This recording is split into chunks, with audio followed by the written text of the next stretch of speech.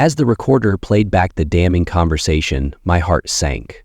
My wife's voice was unmistakable, filled with a tenderness I hadn't heard in years. But it wasn't directed at me. The betrayal was gut-wrenching.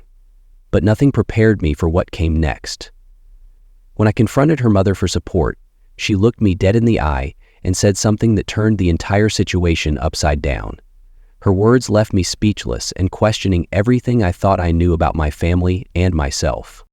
But before we dive deeper into this story, let me know where you're tuning in from in the comments below.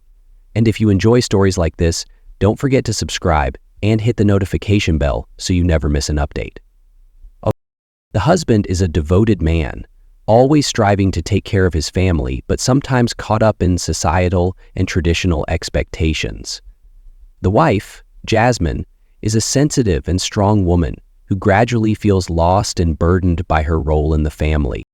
For this reason, Jasmine took a deep breath, her voice trembling as she began her confession. "I've carried this weight for so long and I don't know where to start. From the very first year of our marriage, I've felt trapped. The constant expectations, the pressure to be the perfect wife, the perfect daughter-in-law, it was suffocating. Every decision seemed to revolve around others, your family's approval, our children's needs, and somewhere along the way, I lost sight of myself." Her eyes welled up with tears as she continued, her tone wavering between exhaustion and desperation. "I've tried so hard to do what's right, to stay for the kids, to keep this family together. But every day, a part of me fades away. I wake up wondering, is this all there is? I feel like I'm disappearing." Jasmine paused, her voice softer now, tinged with guilt. "I've thought about leaving, not because I don't care, but because I felt like I couldn't breathe.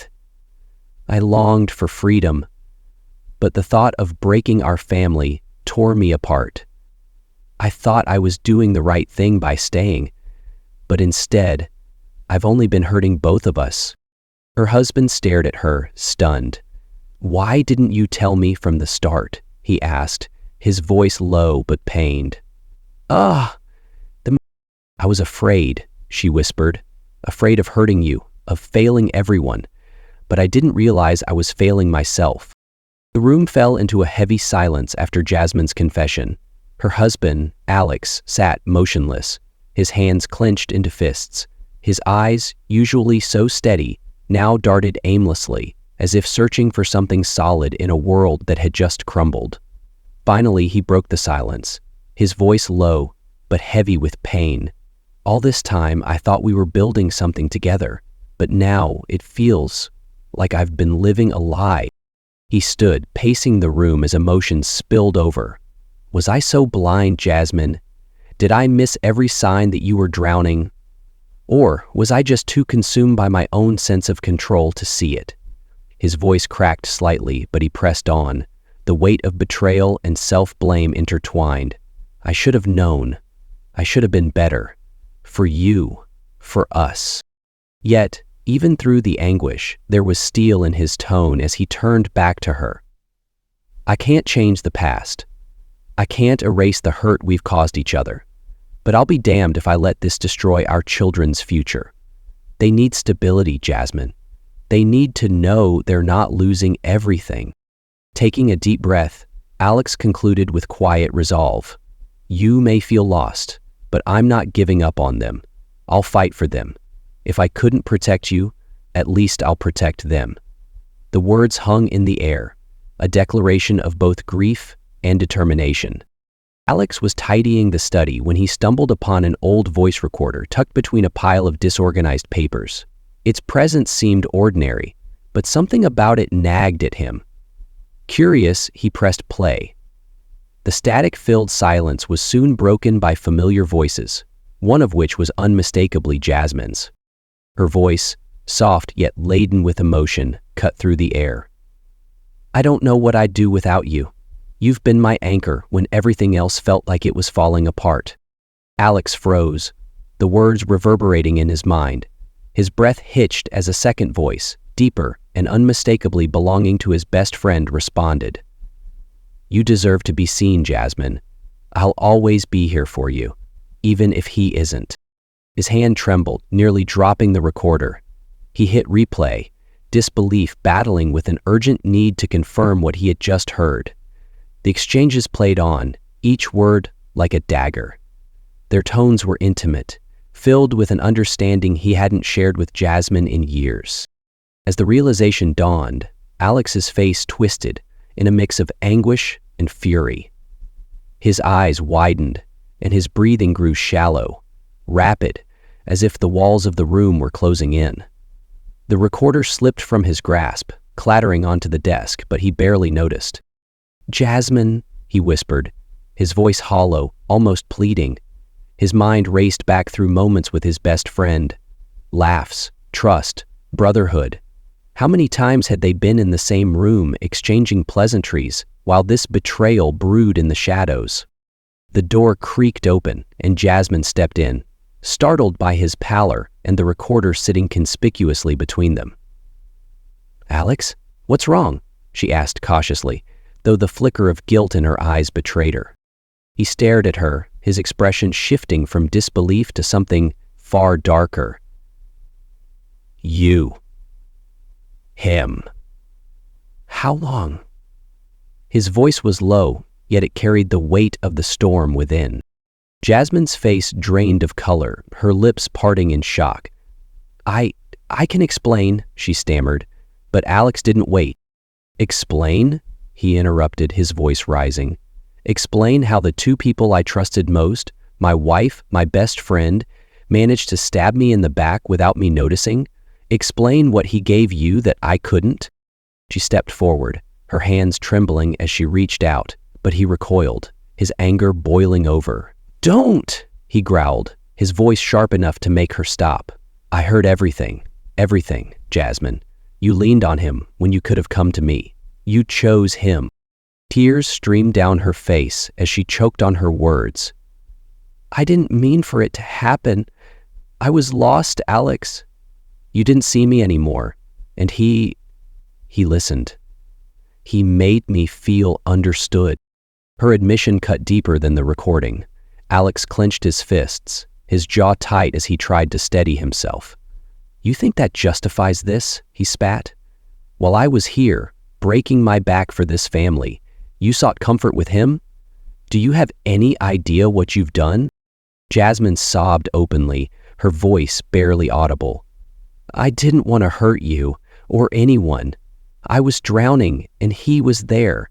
I know it was wrong, but you did it anyway," Alex roared, his voice shaking with a mixture of rage and heartbreak. "You betrayed me, Jasmine, and he betrayed me too, the man I trusted like a brother." His words hung in the air, thick with finality. Jasmine crumbled into a chair, her hands covering her face, but Alex didn't move to comfort her. Instead, he turned toward the door, his shoulders stiff, as though holding the weight of the world. "I can't even look at you right now," he said quietly, his tone void of the warmth it once held. Before stepping out, he paused, his voice steady despite the turmoil raging inside. "This family may be broken, but I'll make damn sure our kids don't pay the price for your mistakes. Whatever it takes, Jasmine, I'll protect them." He turned and started once again, this time following the other victims into the house. As the door closed behind him, Jasmine was left alone in the room, the recorder's silence a stark contrast to the chaos that had just unfolded. Her tears fell freely as she whispered to herself, "What have I done?" The rain poured heavily outside as Alex stormed into the dimly lit cafe where his best friend Eric sat waiting. The space, once a familiar refuge for the two of them, now felt stifling, charged with unspoken anger. Eric glanced up, his face uneasy, but Alex wasted no time. "You," Alex spat, his voice a mix of fury and disbelief. "Of all people." Eric stood, trying to maintain composure, but the tension in the air was palpable. "Alex, listen. I didn't mean for it to happen." "Didn't mean for it to happen?" Alex interrupted, his voice rising. "You didn't mean to betray me, to go behind my back and take what wasn't yours?" His hands trembled as he slammed the table, making the cups rattle. Eric's expression hardened, his voice steady but defensive. She was broken, Alex. She needed someone to see her, to listen. You stopped doing that a long time ago. Alex's eyes widened, his breath quickening. He took a step closer, towering over Eric. "Don't you dare put this on me," he growled, his voice trembling with barely contained rage. "I trusted you like a brother. I let you into my home, my family. And this is how you repay me?"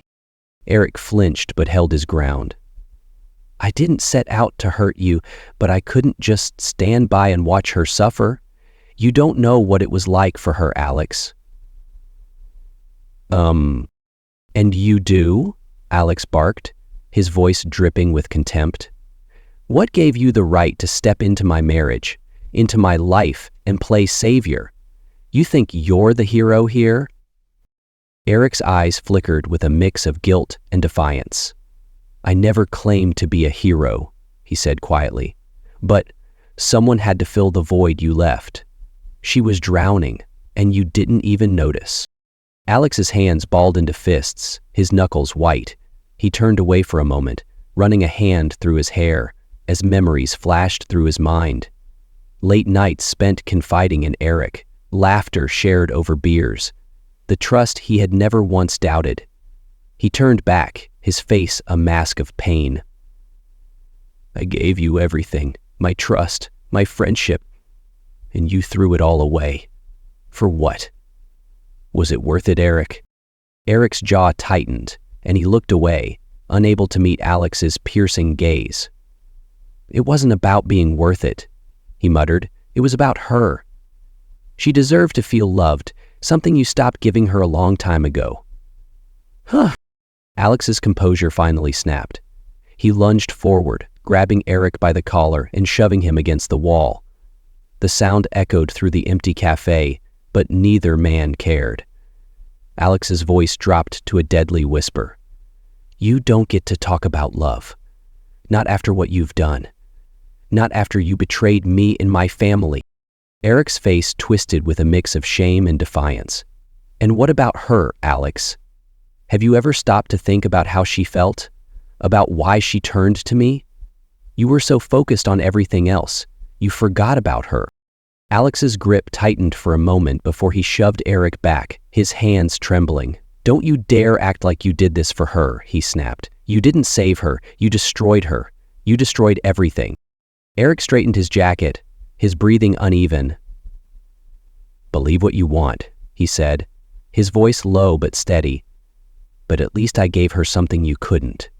A reason to smile." Alex froze, the words hitting him like a punch to the gut.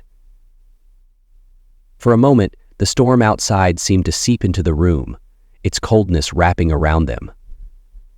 His voice was quiet but filled with an unshakable finality as he said, "You didn't just lose me, Eric. You lost yourself." Without another word, Alex turned and walked out into the rain, leaving Eric alone in the empty cafe. The door swung shut behind him with a heavy thud, a sound that echoed the fracture in their bond. As the rain soaked through his clothes, Alex let out a guttural cry, a mix of anger, pain, and despair. Inside, Eric sat back down, his hands shaking as he stared at the table. The weight of his actions hung heavy in the air, but he convinced himself of one final thought. At least she knew someone cared. Yet, even as he repeated the words in his mind, they rang hollow, their emptiness matching the void left by the friendship he had destroyed. The sun was setting, casting long shadows across the living room. Jasmine stood by the window, wringing her hands nervously, as she watched her eldest son Daniel sit on the couch, his face unreadable. She had called him to talk after sensing his growing distance, but now that they were alone, the words felt heavier than she'd anticipated. "Daniel," she began hesitantly, her voice barely above a whisper. "I know you've been quiet lately. I need to know what's going on.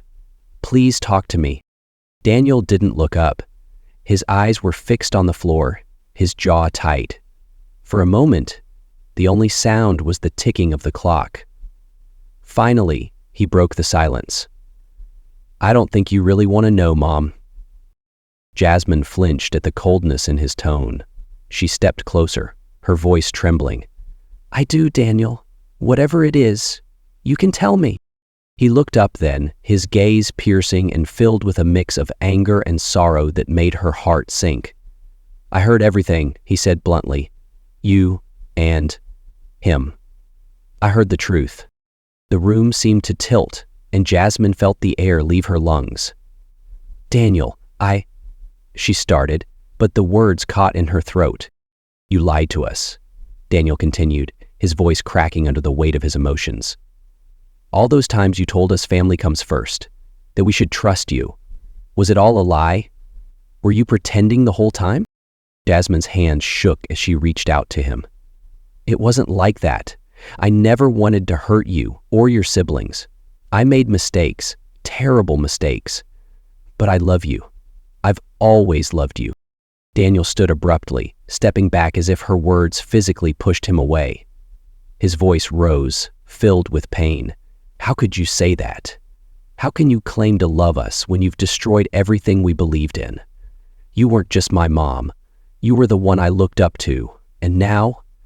He paused, his chest heaving, the weight of his emotions bearing down on him. "Start low," Catherine said. "A low, but smart." Jasmine's eyes brimmed with tears. "Daniel, please. I'm still your mother. I know I failed you, but..." "But what?" he interrupted, his voice suddenly quiet but cutting. He turned away, his shoulders slumped as though carrying an unbearable burden.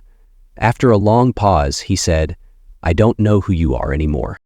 The words hung in the air like a thunderclap, the silence that followed amplifying their impact. Jasmine froze, her hands falling to her sides. She wanted to reach out, to hold him, to explain, but the chasm between them felt insurmountable.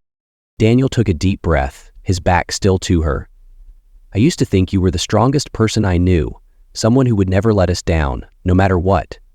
But now, I can't even look at you the same way." Jasmine bit her lip, tears streaming down her face. "I'm still here, Daniel. I'm still your mom.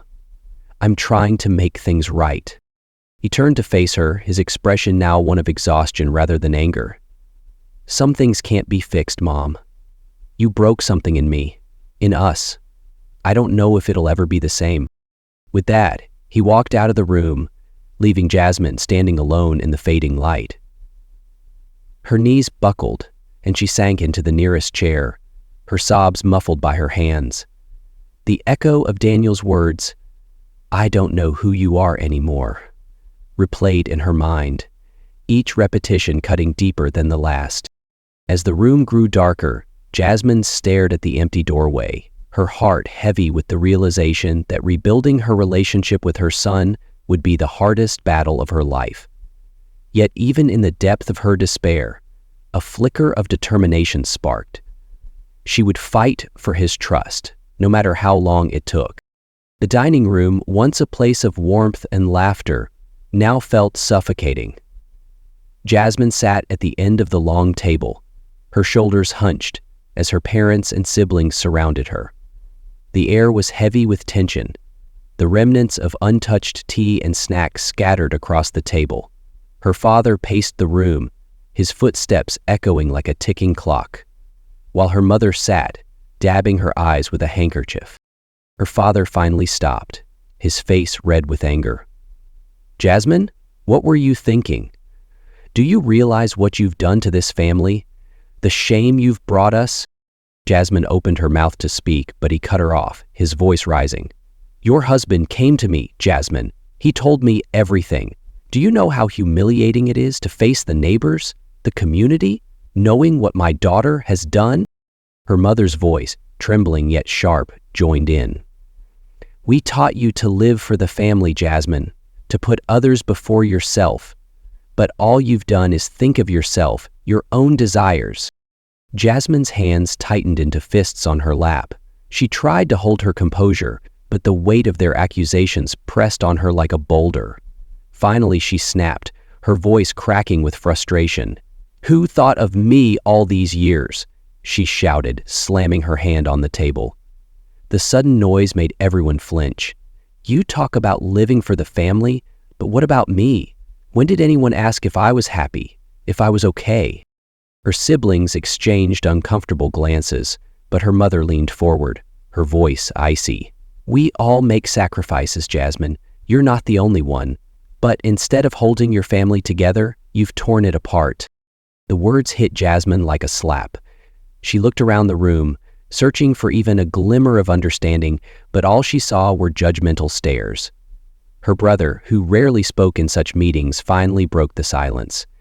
You should have thought about the kids, Jasmine. They're the real victims here. Jasmine laughed bitterly, her voice trembling. Don't you think I know that? Don't you think I live with that guilt every single day? But no one understands what it felt like. Feeling invisible, suffocated, like I was just a role to play and not a person. Her father shook his head, his disappointment evident. That's no excuse. Your actions have consequences, Jasmine. Your husband was willing to fight for this family. Why weren't you?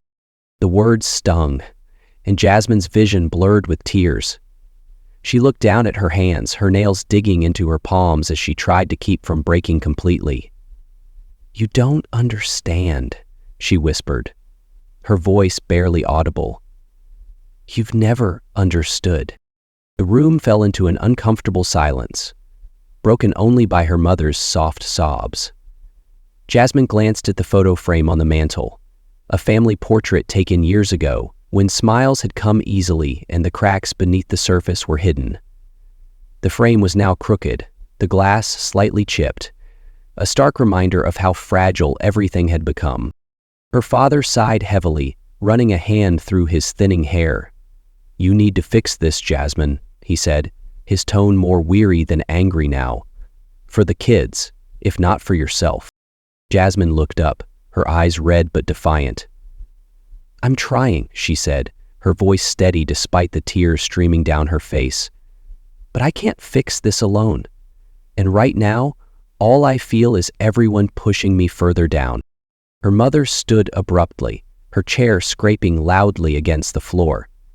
Then maybe you should think about what you've done and stop blaming others, she said coldly, before walking out of the room. The others followed suit, leaving Jasmine alone at the table. She sat in silence, staring at the chipped glass of the photo frame. Her mind replayed her mother's words, her father's disappointment, her brother's judgment. The tea on the table had gone cold, much like the warmth in her family. Jasmine leaned back in her chair, tears silently falling. The room felt emptier than ever, its stillness a reflection of her own isolation.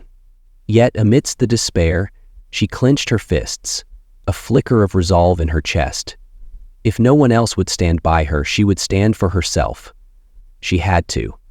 For her children, and for whatever fragments of herself she could still salvage. The courtroom was filled with an oppressive silence as the judge called the custody hearing to order. Jasmine sat on one side, her hands clenched tightly together, while her husband, Alex, sat opposite her, his expression hardened with determination. Between them, their children's future hung precariously. The proceedings began with Alex's lawyer laying out his case. Your Honor, Mr. Carter seeks full custody of his children. He has been the stable, consistent parent, providing the structure and support necessary for their well-being. The actions of Mrs. Carter, as evidenced by her behavior, have introduced instability that no child should endure. Jasmine's heart sank as the lawyer's words echoed in the courtroom. She glanced at Alex, whose face was unreadable, though the tension in his posture was evident. When it was Jasmine's turn, her voice trembled but held firm. Your Honor, my children are my world. They are the reason I've fought through everything. I know I've made mistakes, terrible ones, but I love them more than anything. I am working every day to become a better person and a better mother. Alex suddenly stood, his voice cutting through the room like a knife. And what about the damage you've already done, Jasmine? Do you think love is enough to erase that? I have to protect them from your decisions, from the chaos you brought into our lives. Jasmine turned to him, her eyes blazing with a mix of anger and desperation. I made mistakes, but that doesn't mean I don't deserve to be their mother. You act like you're the only one who can protect them. But they need both of us, Alex. They need to see that even broken people can heal." The judge intervened, urging calm, but the tension remained palpable. The lawyers argued back and forth, presenting evidence and character testimonies, each detail sharpening the divide between Jasmine and Alex. Finally, the judge addressed them both, her voice steady yet empathetic. "This is not an easy decision, but my priority is the children's stability. For now, primary custody will be awarded to Mr. Carter, with Mrs. Carter granted supervised visitation." The words struck Jasmine like a blow. She gasped, her chest tightening as the reality set in. The children, her anchor, her hope, were being taken from her. Tears streamed down her face as she whispered, "No, please." Alex's expression softened for a brief moment, but he quickly masked it, nodding to the judge.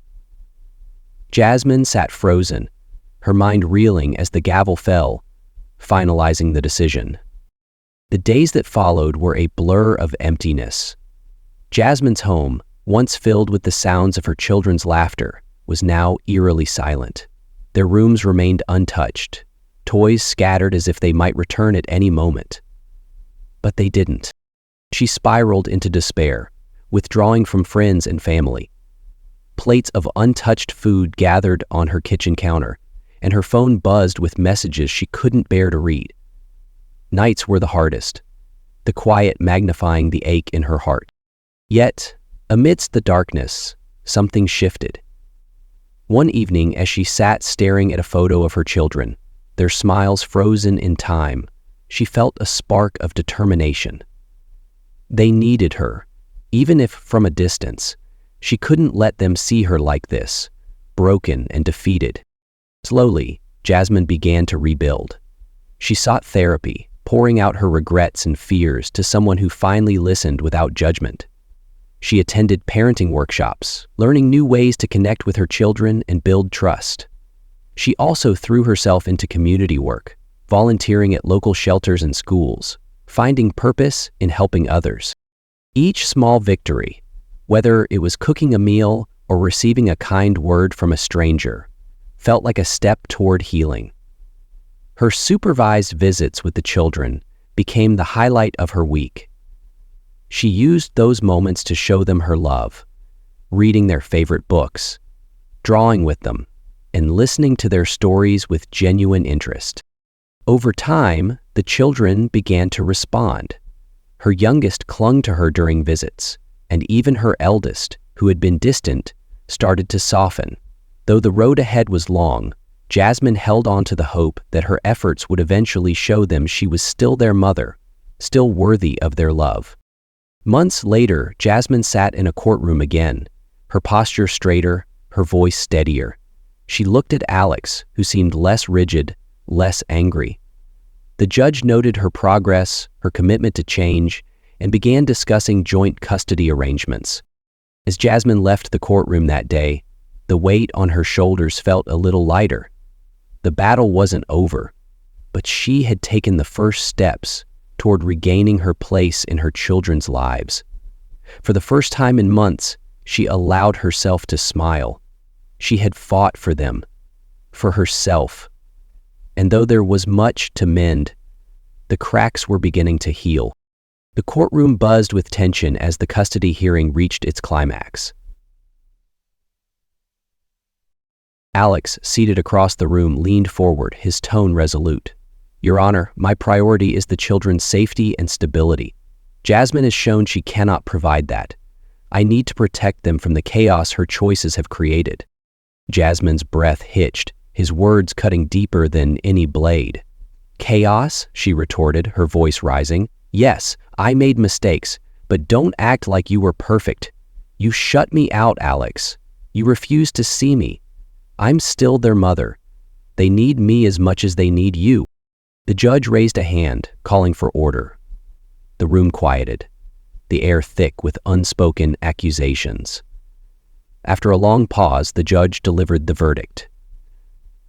"Given the circumstances, primary custody will be granted temporarily to Mr. Carter. Mrs. Carter will have supervised visitation." The gavel struck, and Jasmine felt her world collapse. Her knees threatened to give way, and tears blurred her vision as she whispered, "No, this can't be happening."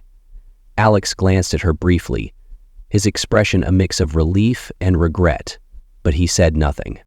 In the weeks that followed, Jasmine's home became a shell of what it once was.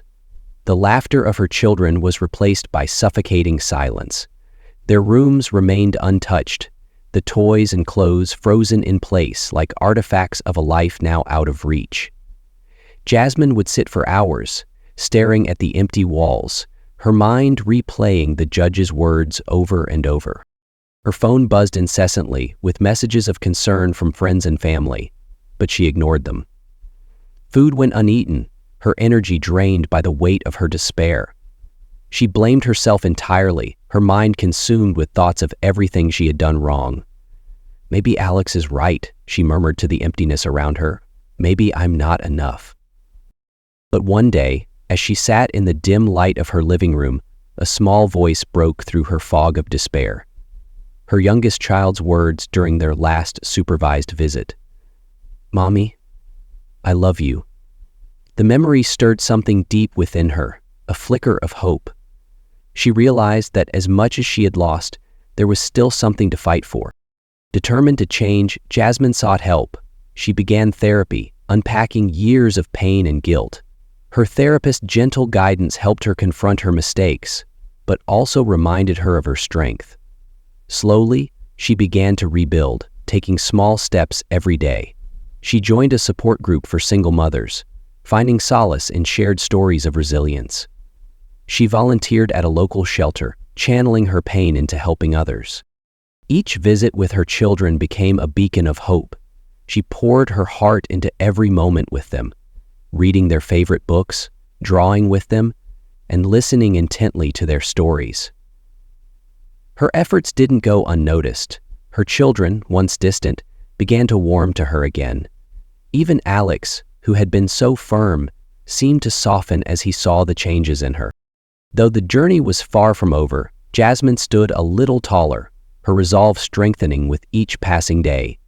She knew she couldn't change the past, but she could shape the future, for her children and for herself.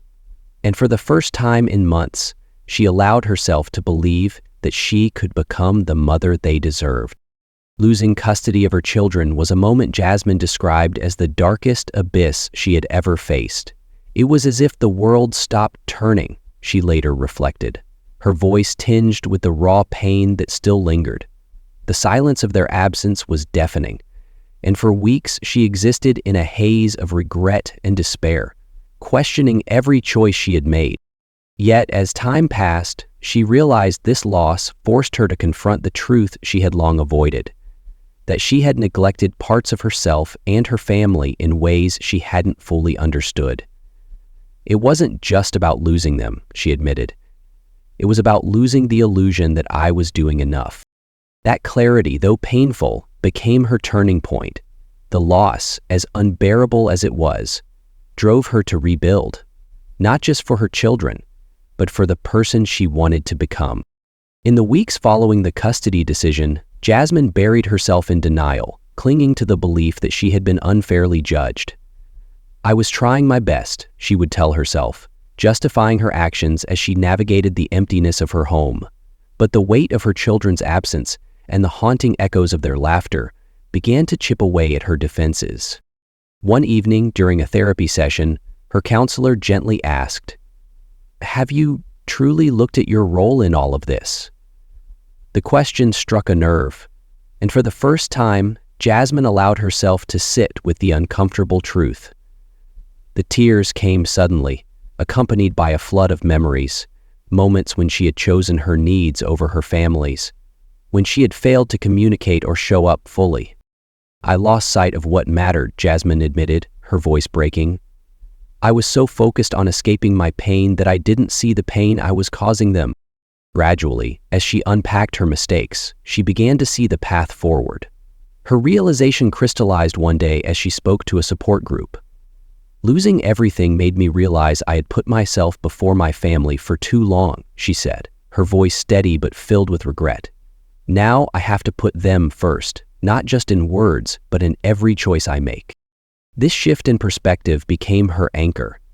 Acknowledging her faults didn't erase the past, but it gave her the clarity to rebuild with intention and humility, determined to prove that she could be the mother her children deserved. Jasmine's journey toward forgiveness began not with grand gestures, but with small, intentional acts. She threw herself into the community, not only to rebuild her life, but also to show her children that actions spoke louder than words. At their school, she volunteered to lead a recycling program, organizing workshops for parents and students. If I can be part of their world, even in little ways, maybe they'll see how much I care, she thought. Her youngest child was the first to respond. One evening, during a supervised visit, the child shyly handed Jasmine a crayon drawing of the two of them holding hands. Jasmine's heart swelled as she gently asked, "Is this us?" The child nodded, a small smile breaking through their cautious demeanor. It was the first glimmer of hope, a sign that her efforts were beginning to reach them. Her eldest, Daniel, remained distant, but over time, even his guarded walls began to crack. One day, after watching Jasmine direct a successful charity event for the school, he muttered, "You're really trying, aren't you?" Though his tone was hesitant, Jasmine caught the faintest note of approval. "Yes," she replied simply, "for you, for all of us." As Jasmine rebuilt her relationship with her children, her personal transformation began to inspire others. A local parenting group invited her to speak, and though she hesitated at first, she realized her story could offer solace to those struggling. At her first event, she stood before an audience of young mothers, her voice steady yet humble. "I lost everything," she began, "but in losing, I found what really matters. I'm here to tell you that it's never too late to rebuild." After her talk, a student approached, their question filled with curiosity and doubt. "Do you feel you deserve forgiveness?" Jasmine paused, the weight of her journey reflected in her gaze. "No," she admitted honestly, "but I will keep living in a way that earns it." Her words resonated deeply, drawing applause from the audience. Through her dedication, Jasmine showed not only her children but also herself that healing was possible. Slowly, the bond she thought she had shattered began to mend. Her children's trust returned, piece by piece, as they witnessed her unwavering commitment. As Jasmine stood hand in hand with her children at another community event, she knew the road ahead would still have challenges. Yet, she felt a renewed sense of purpose, driven by the knowledge that her love for them and their belief in her was worth every step.